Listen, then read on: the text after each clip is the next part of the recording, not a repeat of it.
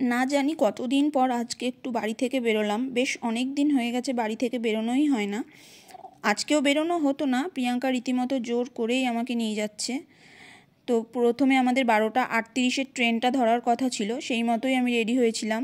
তো পরে ও বললো যে না, 12:38-এর না, 1:20-এর ট্রেনটা ধরবো, রেডি হয়ে থাক, আমি ফোন করলেই বেরোবি। তো সেই মতো আমি রেডি হয়ে বসেছিলাম যে ও ফোন করলেই বেরিয়ে যাব। তারপরেও ফোন করেছে, আমি তাই তাড়াতাড়ি করে সোয়েটারটা পরে নিচ্ছি। সোয়েটারটা যদিও দুপুরবেলা পরার দরকার ছিল না, তবুও সোয়েটারটা না পরলে আবার একটা বড় ব্যাগ ক্যারি করতে হতো সোয়েটারটা নেওয়ার জন্য, তাই আমি পরেই নিলাম। তো এরপর তাড়াতাড়ি করে দরজাটা বন্ধ করে চলে যাই। ওই যে দেখো দূরে ছাতা মাথায় দিয়ে দাঁড়িয়ে রয়েছে। তো খুশির খবর হচ্ছে আমরা 1:20-এর ট্রেনটাও ধরতে পারিনি, 1:45-এর ট্রেনটা পেয়েই যাব। তো সেই মতো টিকিটটা কেটে নিচ্ছে। আর তোমাদের তো বলা হয়নি আমরা কোথায় যাচ্ছি। আমরা যাচ্ছি মধ্যমগ্রাম, মানে আজ হচ্ছে 23শে জানুয়ারি, নেতাজি সুভাষচন্দ্র বসুর জন্মদিবস। তো মধ্যমগ্রাম চৌমাথায় সুভাষ মেলা বলে একটা মেলা স্টার্ট হয়েছে, আজকে থেকে চলবে 6ই ফেব্রুয়ারি পর্যন্ত। তো তোমাদের তো আগেই বলেছিলাম যে প্রিয়াঙ্কা এক্সিবিশন অর্গানাইজার, ওর আন্ডারে ওখানেও অনেকগুলো স্টল বসেছে। তো আজ যেহেতু প্রথম দিন ছিল, তাই জন্য প্রত্যেকটা এক্সিবিশনেই প্রথম দিন স্টলগুলোকে সেট আপ করতে হয়, গোছাতে হয়, সেই জন্যই এত তাড়াতাড়ি বেরোনো। তো সোদপুরে আমরা নেমে গেছি, ওখান থেকে অটো ধরে চলেও এসেছি চৌমাথায়।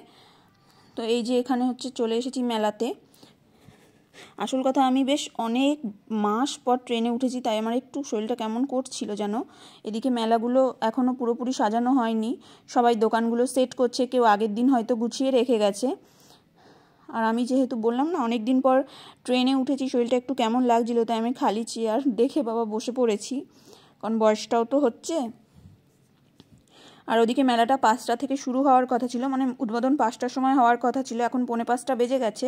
তাই লাইট, মাইক এগুলো সব চেক করে নিচ্ছে। তারপরে অস্মিকার যে ঘটনাটা, সেটাও দেখলাম ওরা স্ক্রিনের ওপর বড় বড় করে দিল। তোমরা নিশ্চয়ই এতদিনে জেনে গেছো অস্মিকার ঘটনাটা।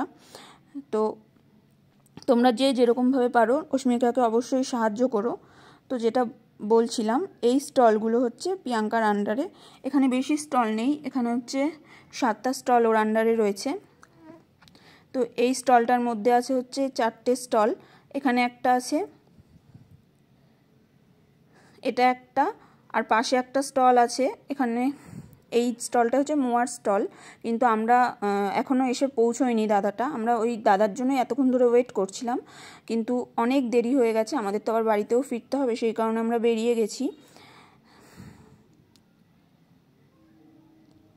তো তোমরা যারা চৌমাথার আশেপাশে থাকো অবশ্যই একবার ঘুরে এসো এই মেলাটা থেকে। আর আজকের ভিডিওটা কেমন লাগলো সেটাও কিন্তু কমেন্ট করে জানাতে ভুলো না।